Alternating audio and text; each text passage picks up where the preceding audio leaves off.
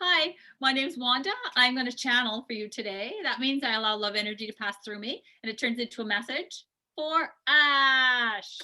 So, we're going to have a conversation today about something of importance to both Ash, I guess, and the world. I don't know. So, I just like to say hello at the beginning and introduce myself before I disappear. So, I'm going to disappear now and I'll come back at the end.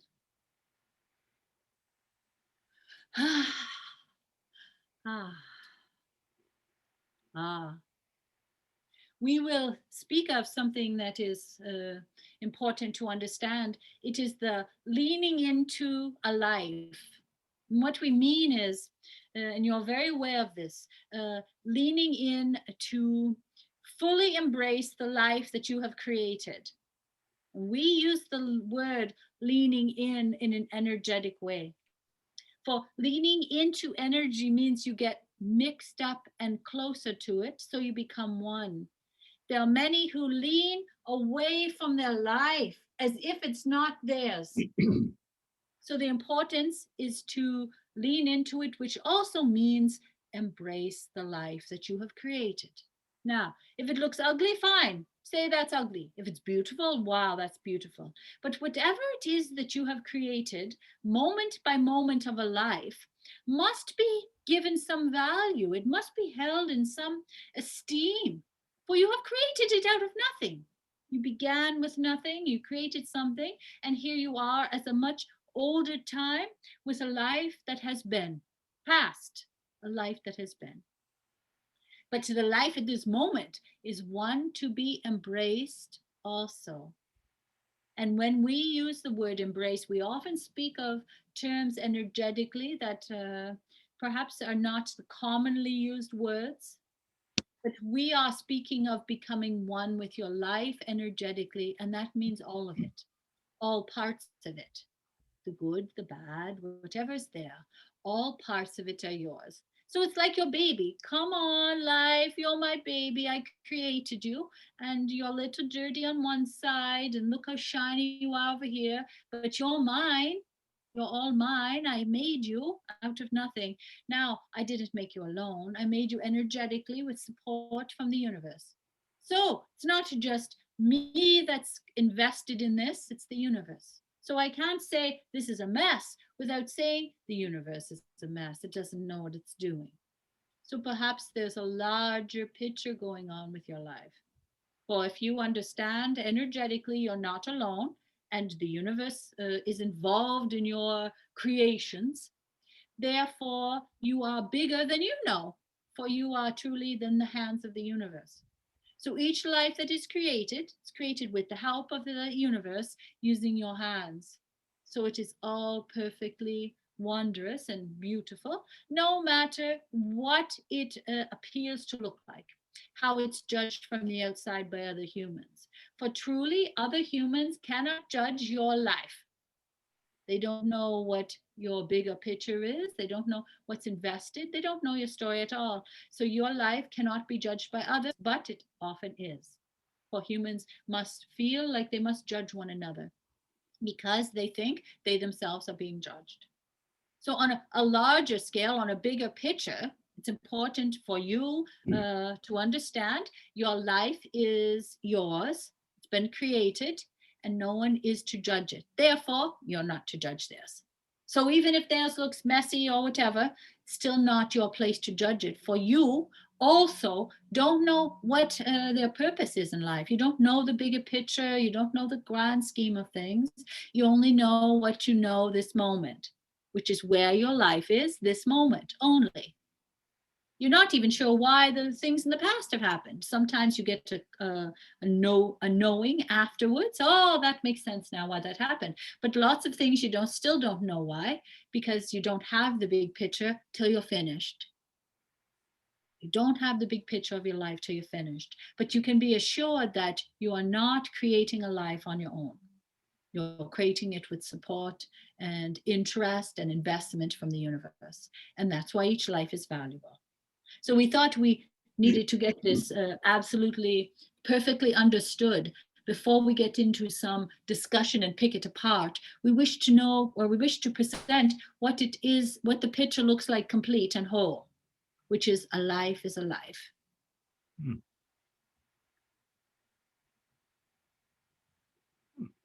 Right. What do you think of all of that? No, it makes sense. It makes total sense to me. See what other people think about it as they're listening to this, but I can see that we're co-creators of what we're doing, but we're setting the intention. So I'd say that we're steering the ship, so to speak, but the universe supplies the wind. Yes, and there are some times when you are of a mental state or emotional state where you're not fit to drive. Hmm. Now, those times you go lie down on the floor of the boat and it will float around. The wind will blow it where it will. But there are times in humans' life where the humans need a rest. They find life overwhelming. So there are times when people check out, Mhm. take a break. They don't even drive their own boats. They just hope it doesn't go to bang against the shore and crash. But at certain mental and emotional states, they don't care if it crashes. They don't care if their lives crash and end and burn up. Hmm. So that's just a small note on the side. Not all humans drive their boats for their whole lives. Hmm. Well, it raises an interesting point, I guess, of I think about careers. And, you know, I've always been very focused in trying to move my career and do things that I want that are find interesting and basically take responsibility for what I'm doing. And yet other people, they just Mm. kind of roll with whatever the opportunity is with less intent.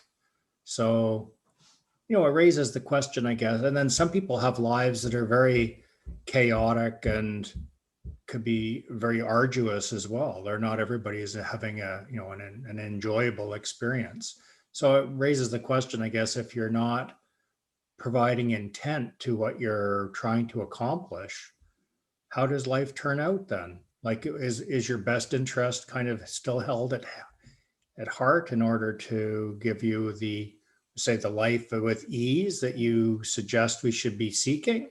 Mm. Will it kind of follow a natural path of ease, I guess, is the question. So what you are suggesting is that there is a happy ending to lives. You have this notion, and it's important for you to believe that humans end up in a good place, that they end up reasonably happy or serene. Well, I'm taking the comments that you had made in earlier videos that we should be living a life with ease and not having to put much Not this word, not this word should. It's not ease. that. You Oh, can, or you can't. You may live a life of ease, you may live a life of discomfort. okay. The bigger picture is do what you will during your lifetime. That's the big picture. That's what holds it all together. So in the middle of this, do what you will, because free will is the most important thing. That's why that circle's so big to be held. Do what you will. Now, inside this circle, there are those who wish to live a carefree life. They want to make a point. They want to know that the universe will have their back even if they don't do a thing to help themselves. Hmm. So that's their story. Then there are other people who say you are what you do, and that's their story. There are others who say I'm going to work very, very hard, and I'm going to have a life of ease in the end. And that's the way they have it, you see. So humans have these intentions, not always aware of them. You're quite aware of yours, but many, those who perhaps say, I'm going to have a very easy life and to heck with everyone else, they don't always know that they've made that decision. They will sometimes believe, this accidentally happened to me. The world did this to me. This world didn't work out, so I have this easy life. They don't even call it easy. They call it stressful because I have no responsibilities. You see, humans can twist everything upside down. So this is a bit of a complicated, large question, more than what you're thinking you're asking. So even if a human has an intention, the universe would say, you have decided to have a carefree life with no responsibility. The human that is being talked about may not agree with that. They may blame the outside circumstances. So, what that human believes is, I am ruled by outside forces. They don't take responsibility for their lives, and they will not say, I have a life of ease because that's the way I want it. So that just one example of human decision making is quite complicated. For it depends if the human takes responsibility for it. And if it's not one that is perceived by others as successful, there's a less chance of the human taking responsibility for it. Now, if you have a beautiful house, you say, I made this beautiful house. Of course, everyone says, that's very good, that's very good. But if you say, I ruined a beautiful house, you're not going to get any claps for that. So you don't say you're responsible for it. You say, the wind came and knocked my house down and now I have nowhere to live. All right, so if it's something positive, accolades, of course. If it's something negative, don't take responsibility for it. But it's the same thing from the eyes of the universe. You created a home and you created a disaster. Oh, so so there's no strings attached to it. Humans must judge things as good or bad. The universe doesn't judge things, it sees things. Well, this looks like your life, it must be what you created. And humans could debate that all the days of their life. But others say, yeah, that's true. That's true. And some in a negative place, some in a positive place. But it's easier to say when you're in the positive place. So when this energetic exchange speaks of energy and looks at a human life for a moment, it's quite easy to say what you decided. If you're sitting on the street in a big mess, then this is the life that you decided. Now, before you debate about this, because there's particulars, there are some humans that have become victimized by outside forces, which is true. But these humans that have been victimized by outside forces often have a higher calling, which is to become victims so the eyes of the world can see. Okay, now this is another topic outside of what we're discussing, but it's one that's important to be understood at this time and place in your world. People who look like they are victims are sometimes being a role model to bring light to something that's wrong, to bring light to something evil. They willingly, this word can be used not precisely as so, but on a bigger scheme of things, victims may be held higher than most other humans. Ones who look like victims to others. The others judge them as a victim. You're a victim, you're a victim, you're a victim. These people have a precious role in your world to show others so they can see and look at themselves. So when the human who thinks that everything's going pretty good sees a victim of circumstance, they may start to look within themselves to see whether they have compassion, whether they understand that they could be the same as the victim, or whether they judge the victim, you did that yourself. It's your fault. All of the victim role is for a mirror of humans. So the mirror, so the humans may look to see, how do I judge this circumstance? So when we use this word victim, it is not in any way that this is a good thing, have as many victims as you can, not at all. But the victims themselves are held in a sacred place because they are mirrors of society for others to view themselves through. That's exactly a side note, but it's needed to be mentioned. So as we are back speaking about humans taking responsibility for their lives, there's something distasteful about taking responsibility for your life. There's something in humans they don't wish to, because it's their ego and brain. So the ego and brain will argue all the days of your life that you are a victim. All of the days, because it's trying to keep the human body intact, just the human body. For if you become too much of a victim in your experience, you remove yourself from the earth. Your brain and ego do not want this, so they can see it coming. So they stop it. They stop it before you become totally, if possible, not always, but they try to keep you alive as long as possible. So so this victim role will only go so far with them. So that's when they start deflecting. The state's, oh, it's not my fault. It's your fault. It's your fault. It's your fault. Now, one step further. We're going to go this step further with you because you're able to just follow along here as a lovely, you are much like a student trying to learn or gather whatever you can.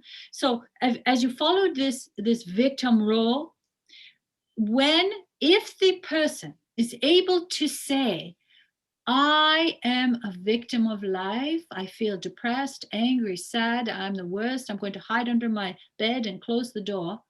If they're able to get to that place, beyond it is healing and light. But your brain and ego keep you from getting there as much as possible. They don't trust you in a room by yourself. You might jump out the window. So they keep you from going there. But if you get to a place where it's all right for you to say, my life sucks. I feel awful. I'm terrible. I feel terrible. My life's terrible. When you get to that place and you say it over, my terrible, terrible, terrible, terrible, eventually you stop saying it. Eventually you say, well, I've said that 1,000 times. I guess that's enough. And all of a sudden you feel lighter. And from this place of admitting absolute truth and defeat comes freedom, because now you get to start again. This is not for you. This is for others. It's in association with your viewing of roles, human roles of life. It's not for you, but it's for the others who are listening here, who need to know it's all right to say, my life is in ruins, and sit in it. And you may, if necessary, speak to your brain and ego and say, I know you don't like this. I know you don't want me to sit in this victim role, but I must sit here for a moment emotionally, because I believe, I have an idea or some knowing deep within me that beyond the pain is the freedom. Beyond sitting in the anguish, I will be light. I don't know why I know this, but it's something deep within me that is truth. So many humans don't go to this place because they've forgotten the truth that after you get to the darkness, then comes the light. Always. Always, if you sit in it, unless you decide to leave and then you're going to a different kind of light, but that's fine too. So what's beyond it, that's light, you get to start a new life. And you get to start a new life knowing what it felt like to be defeated by life. So you already have a huge experience, which possibly will come into helping others. You don't really know what this skill set how the skill set will benefit you later. But having that experience in a human life always comes into play. Perhaps you'll be more empathetic. Perhaps you'll help others who feel like if they go to the dark place, they'll never come out. You don't know where it will be, but it's absolutely fine for humans to go to the dark place. Now we've gotten all off track in every kind of direction here, but we are speaking of the most pressing matters energetically. For there's a time at this moment where there are many who have been told, don't go to the dark place. It's a new way of counseling others. Don't go there because you won't come out. But energy believes you can go there and come out as a new person. And you understand what we mean by this. Mm-hmm. You can go to the dark place and finally, you will find hope for a new life. And you're a new person. You're reborn, really. You're reborn almost as a new energy with new eyes. And then the rest of your life can be different than the beginning of the life. You can have a whole new existence and a whole new life. So we talked about many, many things there. What was it you'd like to focus on? Oh, you just raised a lot of interesting points there. I think about somebody with alcoholism.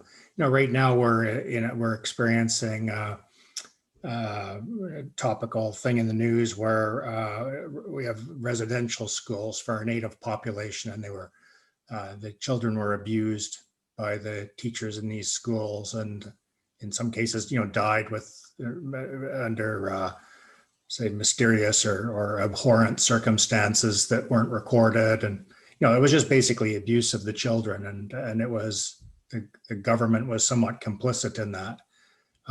So this has been in the news media. So I think about, so there's been lots of stories of native elder people coming forward and speaking their experience when what happened to them in that school situation. And because the children were taken from their families, they don't know how to be parents. So this has this intergenerational problem of the adults don't know how to be good parents because they've never had role models in their life so I look at that and say, well, the person's a victim of this circumstance. I'm sure they didn't choose to have gone to the residential school or even to be born native, let's say, to be born into that culture.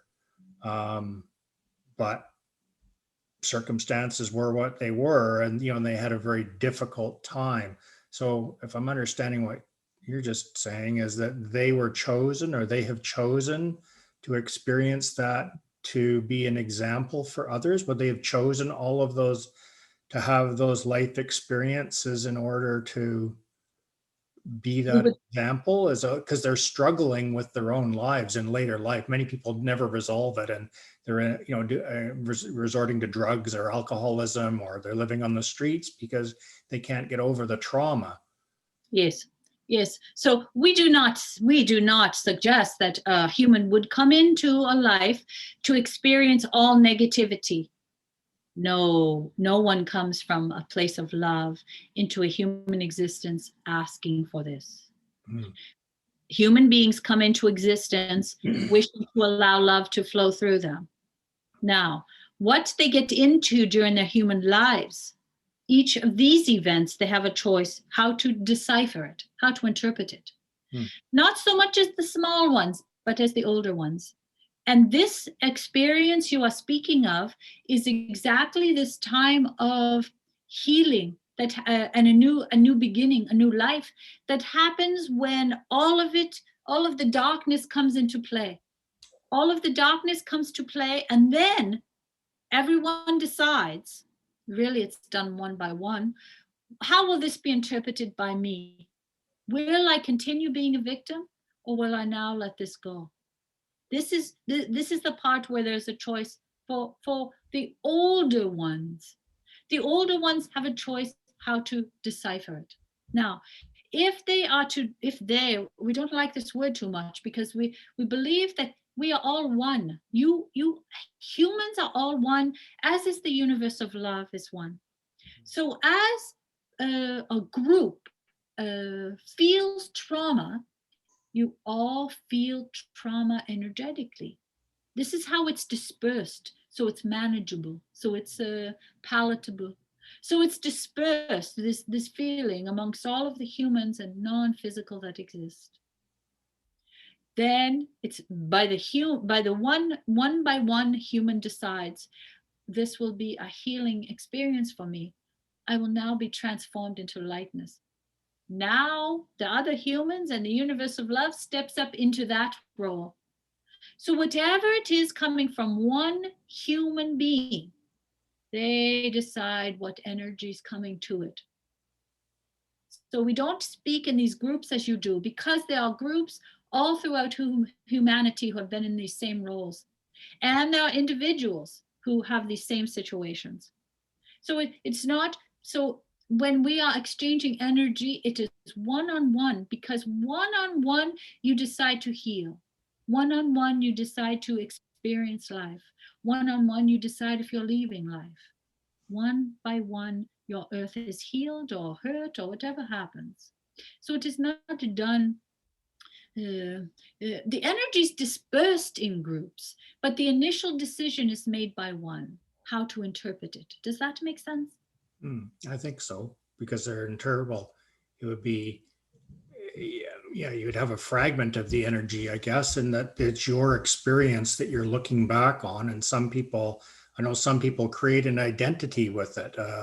I've got, somebody I know that has post-traumatic stress syndrome from an experiences in the military, and that's become his identity going forward in life.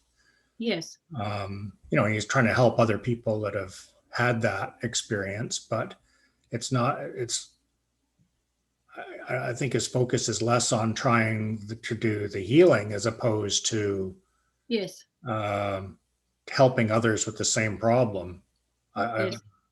Yes, it is common in humanity for humans to decide whether they become, continue momentarily, which is life is decided momentarily. This moment you may decide to be a victim, and this moment you maybe decide not to be a victim. It's done moment by moment like this. It doesn't have to be for a long, long time for any decision.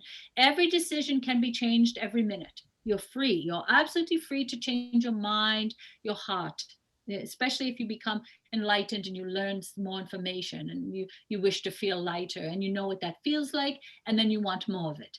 When humans feel lightness, they want more of it. And if that means letting go of victimhood, they'll do it because the lightness outweighs the victimhood. If the victimhood is more, if there's more reward from it, probably external rewards from others and this kind of thing, and adrenaline from being this person, and more so than the lightness, then they will stay with the victimhood. So this is what we mean. Moment by moment, the human decides their experience, even if the experience is felt as a group. Mm. Mm. Well, I can see that. I mean, you look back and your experience is just your interpretation of something that's happened. So you can look at it as something very negative or as a positive thing, as a learning experience. So how we, and then, move forward from that. We will say something. So the precise mentioning of certain hotspots, we call it, cause humans to get lost in it. They get lost in the story instead of pulling back to learn what is to be learned from it. So that's why it's not always valuable to speak of a specific experience, because energy is energy. Negative, positive, victim, superior, all of these things are common with all humans.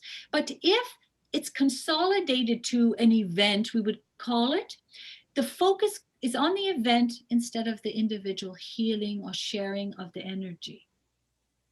So it can be misled. These discussions about specific events can be misled, misleading. Well, the healing, so I guess the method of healing is allowing people to tell their stories so they don't feel that information, that experience is bottled up, that they can share it with other people and have the energetic If exchange. that's what the human wishes, if that's what is best for the human deciding. Okay. Each human being must find their way. That's the life. That's the life. So the road is there, and you may go off to the side, the other side. You may speak, you may remain silent. Both may heal, both may not heal. It depends what is best for the human. What they feel will make them lighter. Really, if humans wish to heal, the question is, what will make me feel lighter? It's the opposite. It's the opposite of the heaviness of humanity. So if you wish to ask that question, if you don't wish to ask the question, then you continue day by day and getting into whatever is involved in front of you or whatever event is happening, and you become immersed in the event. But if you wish to say, how will I be lighter? Then your answers will come. You will hear from the universe, you'll hear from non-physical, what the answer is. Tell, don't tell, paint this, write this, walk here, do this, you'll hear it when you ask the question. But there are many who don't want to ask the question, because then when they have the answer, they will feel obliged to follow it. Instead, they would prefer to use their ego and brain to lead them through a life, which can be easier, really. If you say, well, all the others are doing it, if that's the life to live, then that's the life for you to live. If you want to do what other people say, and you also become one of them, and you become the voice box of others, then live that kind of life. If you wish to say, how will I be lighter? That's a different conversation. That's this conversation. For being lighter is being less physical, more energy, more spiritual, more enlightened. We don't really like that word because humans have been labeled enlightened or not. So that's incorrect as well. Mm. So if you wish to be lighter, that means you're a little less serious about the small things in life, that you see things from a higher perspective. Oh, I see there's a chance for love there. Oh, look at that. There must be an opportunity for healing over here. Or whatever it is, you see things when you're lighter that you cannot see when you're in the middle of a big fight with a bunch of humans laying on top of you and you can't see their elbows in your eyes and everything else. You can't see. But if you wish to be lighter, you can see things from a different perspective. So it depends what kind of life you wish to have. If you want to have a lighter life, and truly this energetic exchange is about leading people this way. For those who tune in to this, are curious about this, how can I be lighter? Mhm. They haven't articulated it as so, but as we say it, it would resonate. They'll say, you know what, that's a good question. I think that's what I want to know. How can I be lighter? And by being lighter is being above the mess of a life and accepting it. Oh, gee, that is really awful looking mess that my life is in. And that being okay to say. For there, many humans aren't able to say, well, I just made a mess. It's terrible. They're not able to say that. For some reason, humans say you must always look perfect, talk perfect, be perfect. And if you're not, be quiet. Mm. But it's not correct. It's not the way of the universe. It's not the way of healing and being whole and being light. In order to be light, you have to look at your life and say, that's crappy. Oh, that's beautiful. Whatever it is, just name it without the ego attached to the result of it or the wording of it. Or your ego trips you up at all stages, but that's part of having a human body. But if you wish to be lighter, your ego will have less to say in your life. It will have less input. Okay. A couple of questions following that then. Does intellect have any connection? Like when you say brain and ego, are you referring as well to intellect? Because Yes. some people who are naturally gifted as being very intelligent and can pick up things, they're going to be able to learn things faster and presumably create more opportunities for themselves. Let us be precise. Let's be more precise about this word.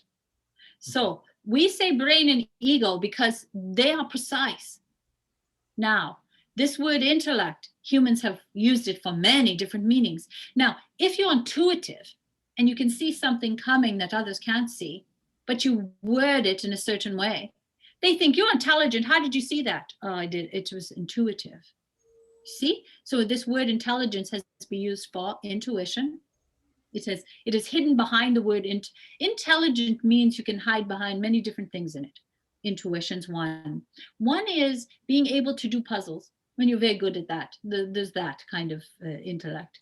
And there are others who are just wish to please others. So they want to learn more than the other person who they are trying to please. There's a lot of different intentions behind this word, intellect. So it needs to be more precise.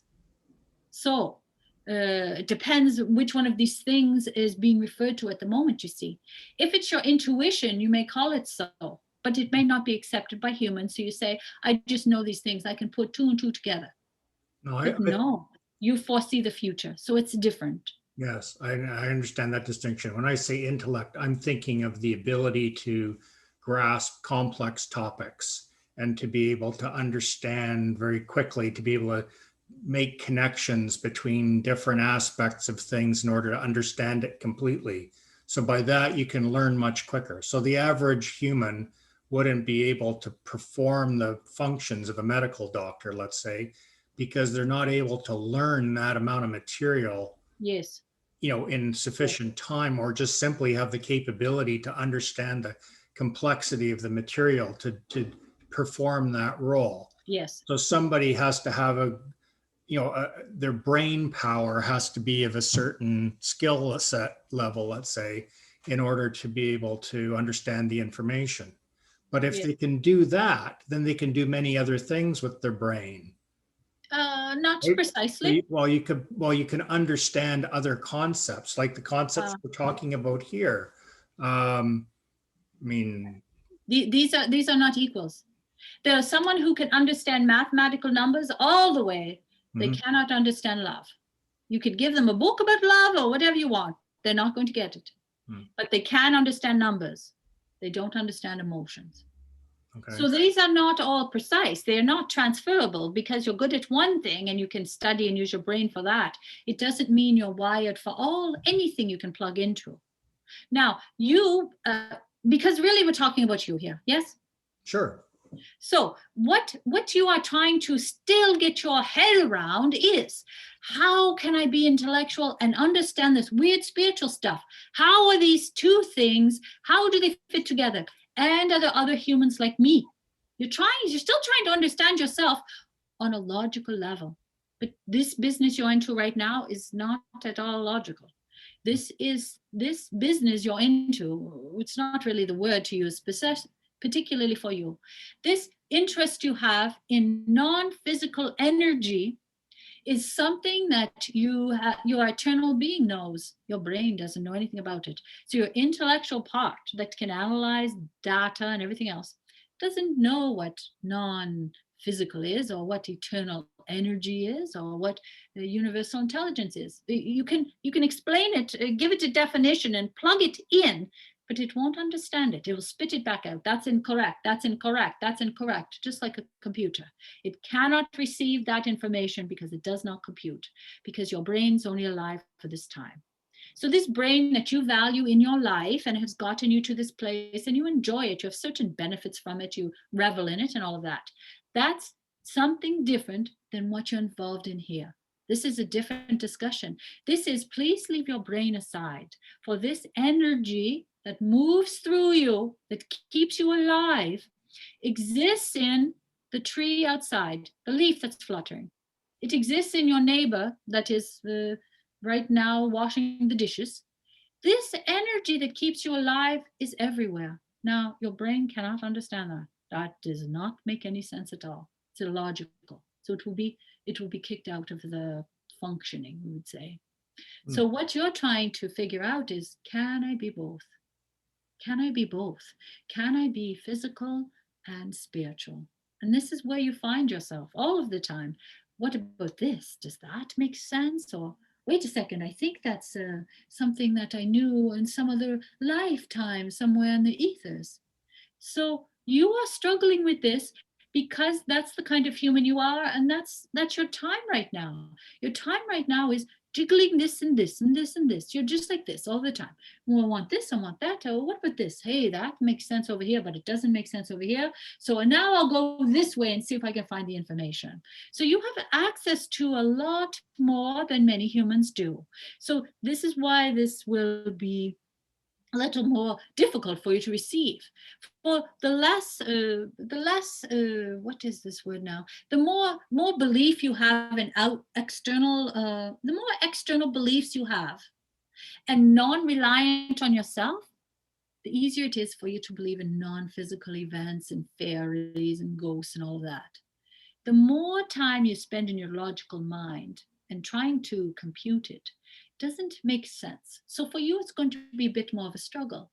But you have shown up here to be an example for others. You see? So your struggle is becoming a group exercise. So you are becoming the model. You are becoming we don't know what other word to use, but the other humans who are like you are wondering the exact same things as you, and you are stepping forth to ask and to receive the information. And it's not just for you. It's really not just for you. It's for others who are curious like you and have this yearning. It's a yearning within you to be a spiritually evolved being. And this is inside all of humans. No matter what else you get into in your life, there's something deep within you that wishes to feel connected to a God, other beings, the universe, the trees. It's a yearning within you that cannot be put out. It can be put aside for life, but it cannot be extinguished, because that's why you're alive. This part of you keeps you alive inside. And sometimes it's smaller, sometimes larger, whatever, more energy, more space, sometimes less space. But no matter what, it can't go out. It can't go out. It's an eternal light of knowing that exists within you. So what you really want to know is this: you're absolutely fine. Everything's unfolding as it will. You're learning as you can. You're trying this, you're trying that, you're doing that, you're doing this. Everything's fine. You're a curious child, and you're stepping forth to be an example for others who are curious as well, but not as brave as you. They don't want they don't want to have a conversation with the universe about these kind of things. Not at all. But you do, because you're this curious type person, willing to step forth. Believe it or not, you're brave. You don't accept this word easily, but you are brave as a human being, a spiritual being who's trying to become more spiritual and less physical, and you have no idea how to do it. That's the human dilemma. You have an idea you want to be more, but you have no idea because there's no books about it. There's lots of books about many things like it, but there's nothing inside that says go inside, your answer lies there, because you have to get inside and you don't know how to do that. All the time, you don't know how to get inside to the truth that exists within you and this light that we speak of, this life force, this energy that's within you. But we will tell you, you have access to it because you are the light. It's very, very, very simple for a complicated mind. You already are the light. You don't have to learn anything or do anything. You already know it all. You know how to get in touch with your soul self. You are your soul self. Yeah, we don't communicate in the same way, I guess, as we're communicating here. So Yes, it's a much different conversation. And many humans don't wish to engage in this sort of energetic response that is sometimes difficult to be understood by human words and brain. It cannot be deciphered. There are many people who listen to this exchange, and all they hear is, they don't hear the words because the words are energy. So they don't know what's happening here because they're not in the same vibration. When they get in the same vibration, they hear everything. They understand it and it goes directly into their being, which is where this conversation goes. This conversation is energy going to energy, coming back, into energy, coming back. It's an energetic exchange. It settles within you, it doesn't go through your brain. So if you need to go through your brain to understand things, you can't hear the words here. But if you are able to feel energy or be interested in feeling energy, which is all you need to do, then then most of these words will come into you somehow on a deeper level. It's the energy going in, it's not the words. The words are to occupy your brain while you become part of the love force. interesting. We believe that is good for this encounter. Can I ask I wanted to ask one question that's been weighing on my mind, and that's why I wanted to have this discussion in the first place. So, in the last session, you talked about being heavy and light, or that my personally, and that I had come into this life with a decision to be heavy in this life, but in previous lives, I had been very light, almost too light, as you described. So then I started thinking, well, what would be the purpose of coming in wanting to have a heavy life? I think about now my basis for that is I'm thinking about the the concept of evolving as a human, that you would evolve to become a lighter, more We spiritually will tell aware you. human with We will, experience. we will easily tell you the answer to this. If you became lighter each time, you would all be non-physical. And then what would be left of your world? Nothing. There'd be no chaos, no controversy, no enlightening, because enlightening often comes from controversy. You see the opposite of it, and you understand the importance of the first thing. Do you know what your world would be like if you were all enlightened? You wouldn't have a world. You would be non physical energy. There'd be no toys to play with. There'd be no conversations. You wouldn't need to speak. It would be all energy exchange. So, therefore, you wouldn't need a body. So, there'd be no bodies, and the earth would be just empty shell. A bunch of beautiful trees and animals running around, and no humans at all. Almost sounds sounds like what they describe as the new Earth in current thinking, where the Earth is shifting to a higher vibration, and people that are of a higher vibration, I would say more enlightened people would be the ones that would adopt that. But I know you've discounted that in the past, but it's an interesting analogy. Yes. So you're saying, We will say one more thing about this. Your experience on Earth is to try things out. What happens when I do that? What happens when I do this? What happened about that? What about this? What about that? What about this? What about this? It's your playground.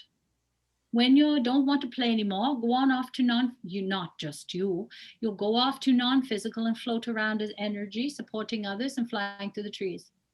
But when you want to have a little bit of heaviness and does my brain work? What happens if I don't have a brain? What about this? What about that? This is the place for it. Everything happens on your earth. Everything, chaos, bedlam, just tragedies, everything. And wondrous discoveries and enlightening. All of this because of the human experience. If you're not there, you're already all enlightened and you're already all acting as one in love. It's a different existence. This is your human playground. That's why nothing's to be discounted, good, bad, or awful. And when you leave, you're finished and you don't want to play anymore. All right, that's fine. Go do something else. When you want to play in this playground with all of this going on and you don't know what's going to happen next, then you come. Does what happens on Earth impact the non-physical? What happens in the non-physical in any way? Not at all. What is it? What you are saying has no impact on non-physical. Non-physical is just energy, love energy. It ripples a little bit here and there, goes all around, everything else. Humans cannot influence non-physical. You're not saying precisely what it is you mean. Well, you said that Earth was a playground to come and experiment with different ways of being, let's say. Yes. But is there a consequence or an outcome? Like, so we're creating on Earth or destroying, as the case may be. Does that affect things in the non-physical realm that they're trying to move along or progress or no. advance in any way? You often suggest that non-physical manipulates mankind, but it's not the case. There's no pressure on humans to create or dissolve or anything. Humans come to do their thing at the time that they are on the earth. There's no strings being pulled. There's no manipulation of humans. The important part of the playground, the human playground on the earth, is having free will to find out the consequences of this or that. All right. Is that good for you? Yeah, that's create a lot more questions, but sure, we can cut that off for today. Thank you. Very great, interesting discussion. Thanks. Let us do namaste together. Very good. Namaste.